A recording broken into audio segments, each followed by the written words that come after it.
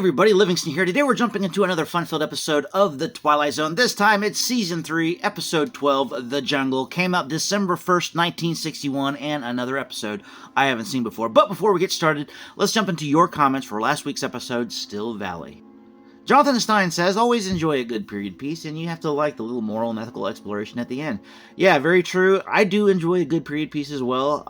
This era of America I definitely find very interesting since it's the 1800s. We had a lot going on. We're actually at the very beginning of that century, you had basically the beginnings of America. 1776 was only 24 years before the first year in the 1800s, and then we, of course, had a squabble in about midways, 1860 or 1861 or whenever it started to 1865 when the Civil War was going on.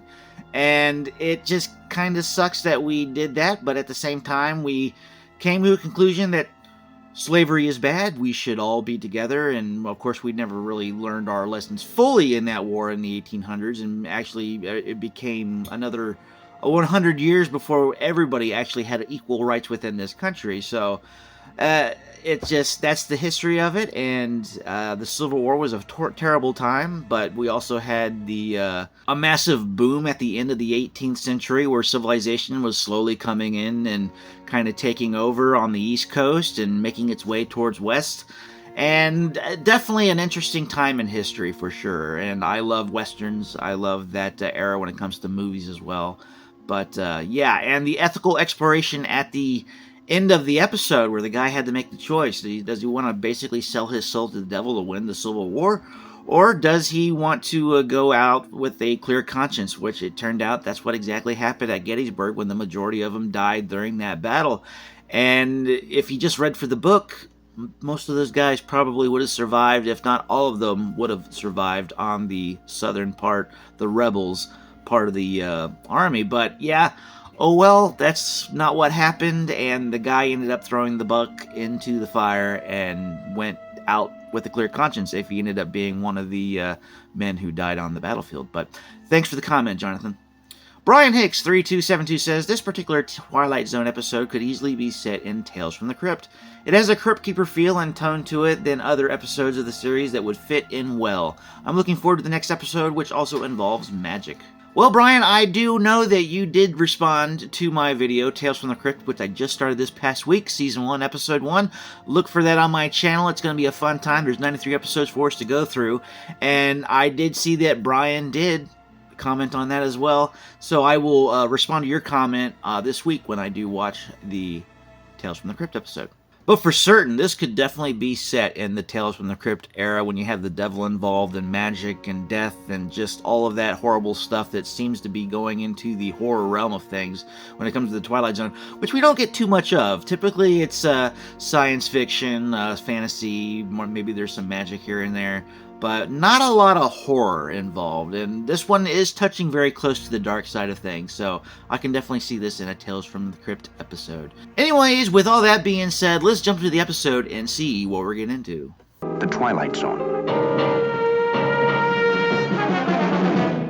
Hey, Doris, I lost one of my cufflinks. I found it in your jewel case. Well, there's nothing very much to tell, really. I decided to bring back some souvenirs. Souvenirs? A sacred death stone? Vulture's claw? Baubles of a witch doctor? That's all these are to you? Souvenirs? Of course. Yeah. Certainly, I'm sure. Sure. Now, then you won't mind if I dispose of them, will you? Alan, don't! Please don't! Alan, please don't! Please don't! Why not? No! She's very attached. Whoa, did she just make the spell happen? Are there any more souvenirs? Oh, she's pissed. We aren't in Africa any longer. We're right here in New York. You understand what I'm saying?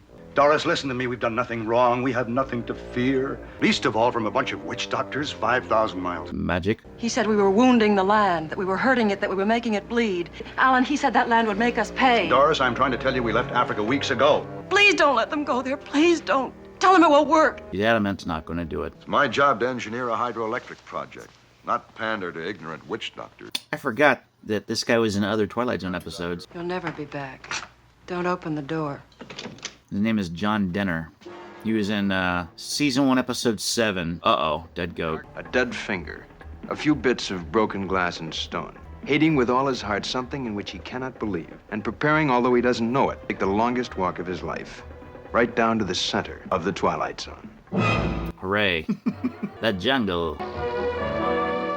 Leveling and drainage have already been started, as well as some preliminary work on the dam itself. I know it's getting very late, and before we make a decision, I have a few questions, if you don't mind. Certainly, sir. What about the natives?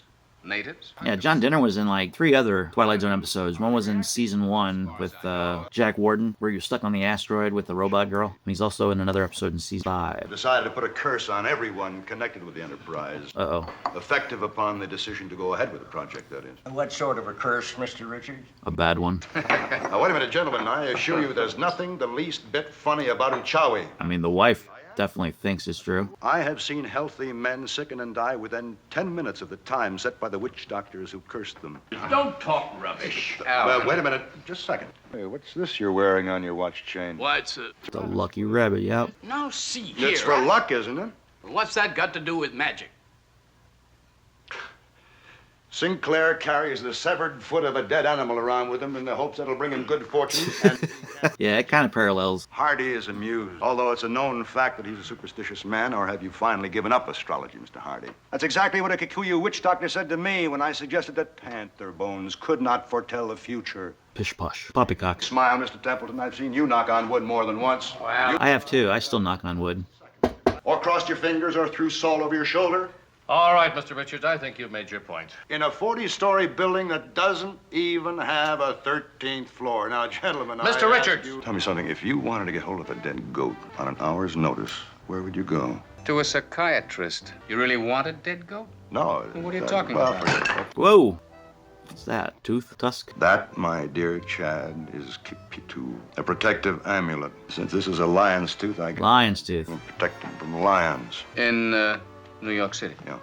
My wife carries a lion's tooth. The president of the company carries a rabbit's foot. It's all the same thing. It's all the same rotten disease. You better have another drink. Yeah, you need one. It's 3 o'clock. Doris will be worried. No, I told her. I told her to be late. I'll see you tomorrow. Good night. Adios. That's Spanish for bye. Well, I guess that's pretty safe. He got in on the passenger side. Hey, Chad! Can't hear you. What sucks is your engine not starting. It's part of the curse. Who goes there? Oh no. You gonna get attacked by a lion now? I forgot the name of what he called it.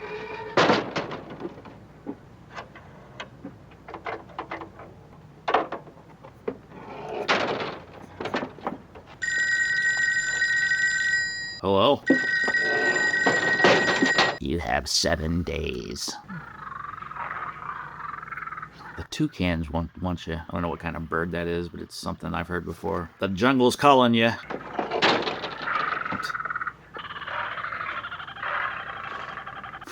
Cobbled Street. Cobblestone Street. I enjoy cobblestone streets. Kind of remind me of a Christmas Carol or something.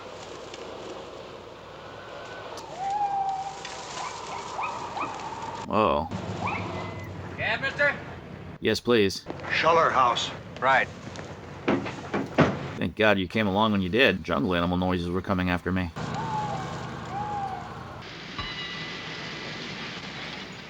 Interesting shot.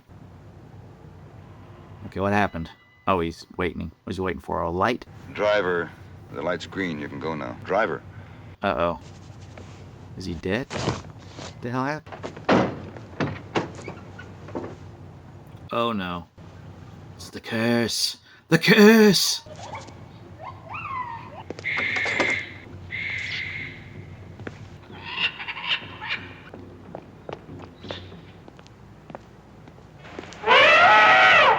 Whoa! Oh, Party Karsten. Guy looked real. He is real. You mind getting out of my bubble? Excuse me, mister. Surely appreciate if you could help me out. Sure. God bless you. God bless you, mister. God. Wait a minute. You gonna die too? Where's that sound coming from? Not a clue. What sound was that? Those drums. He hears no drums. I don't hear no drums. Listen, you mean to tell me you can't hear that? My ears aren't as good as they used to be. Say, wait a minute. Hey man, just wanted some money, not your time. I'm trying to get home. On the other side of the park. Look, if you'll walk with me, I'll give you $10. Bargain. He's scared.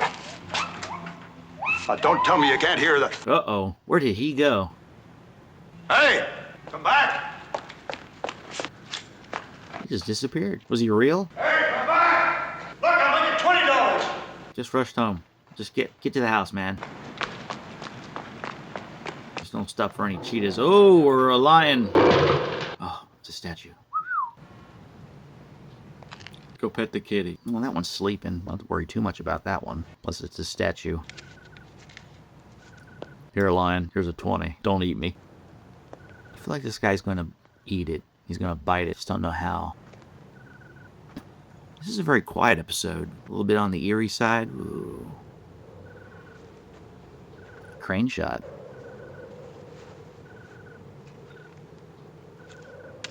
Littering and smoked. This guy deserves to die.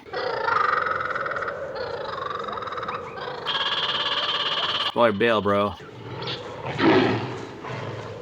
Shadows.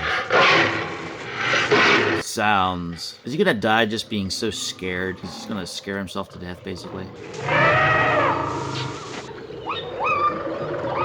Yeah, when I'm hearing all that crap around me, I'd probably stick to the concrete jungle and stay out of the parks.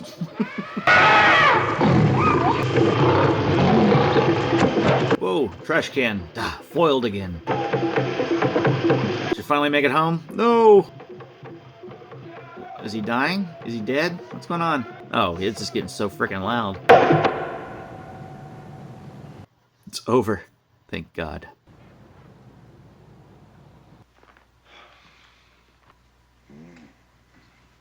Finally made it. So where's the wife?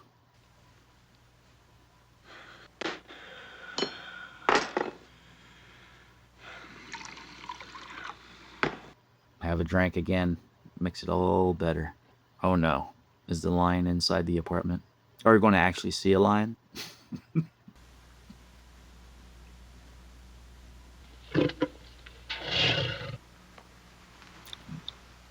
Should probably add not open door number 3. Uh-oh. Come on, a little quicker.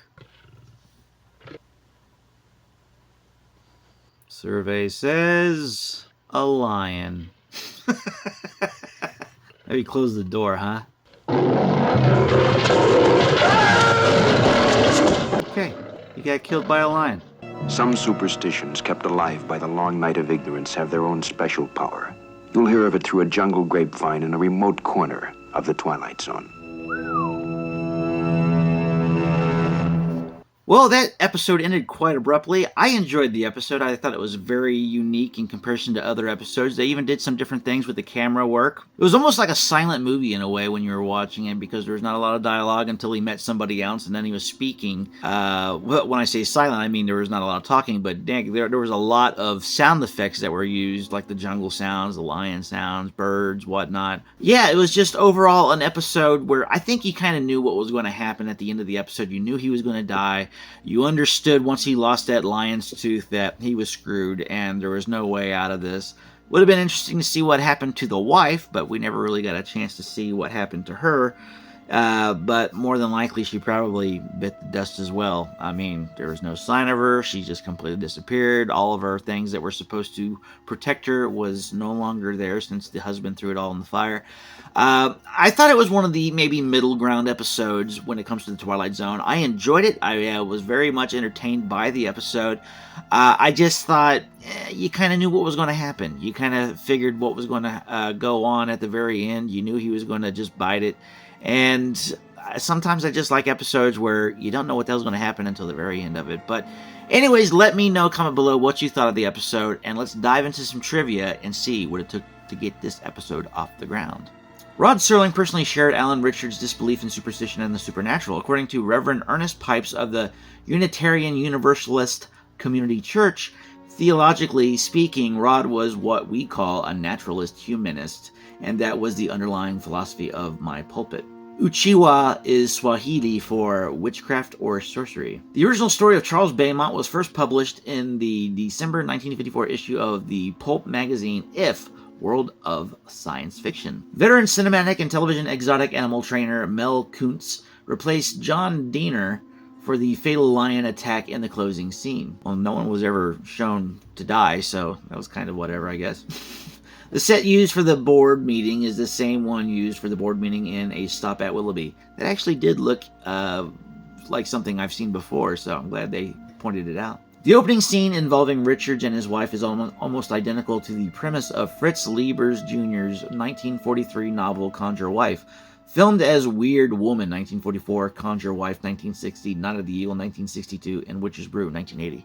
Donald Foster's character in The Jungle is Mr. Sinclair. Upton Sinclair was the author of the 1906 novel The Jungle, about a poorly maintained industrial district in Chicago where employees are at daily risk of falling into death traps.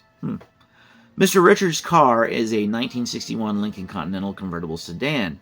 Chad leaves the bar in a 1961 Ford Galaxy, and the taxi is a 1960 Plymouth sedan.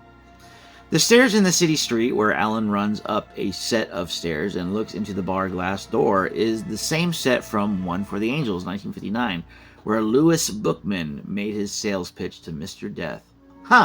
And that did look familiar as well. I just didn't place it until they gave me the actual name of the episode I seen it in. Anyways, don't forget to like, share, and subscribe. Continue on. Thanks for watching. Until next time, see you later.